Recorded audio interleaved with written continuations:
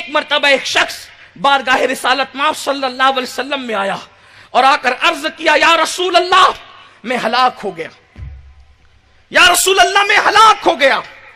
آقا کریم نے فرمایا کیا ہوا؟ حدیث پاک کا مفہوم ہے، اس نے کہا کہ میں نے ماہ رمضان المبارک میں یعنی رمضان شریف کے روزے کی حالت میں اپنی بیوی کے ساتھ وظیفہ زوجیت ادا کر لیا۔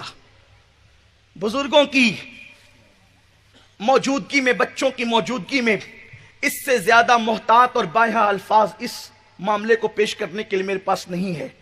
اگر اس سے زیادہ محتاط الفاظ ہو تو میرے بڑے میری رہنمائی کر دیں۔ انہوں نے کہا میں نے وظیفہ زوجیت ادا کیا۔ کیسے؟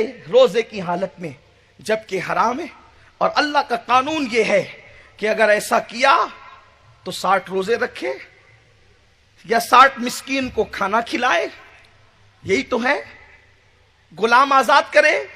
شریعت نے مختلف انداز میں اس کا کفارہ بتایا، اس کو کفارہ کہتے ہیں۔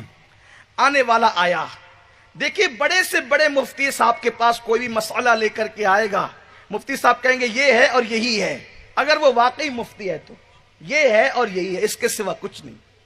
آنے والا آ کر کہتا ہے حضور ایسا ایسا ہو گیا، اللہ کے رسول صلی اللہ علیہ وسلم نے ان کو کفارہ بتایا کہ 60 روزے رکھ لو۔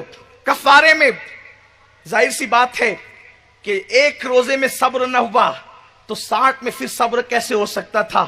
انہوں نے کہا حضور نہیں کر سکتا، 60 روزے نہیں رکھ سکتا۔ تو کہا 60 مسکینوں کو کھانا کھلا دو، کہا یہ بھی نہیں کر سکتا۔ غلام آزاد کر دو، کہا حضور یہ بھی نہیں کر سکتا۔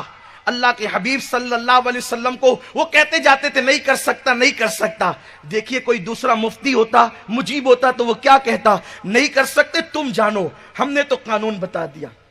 یہ جو بات کہی جا رہی حضور صرف قانون بتانے والے ہیں،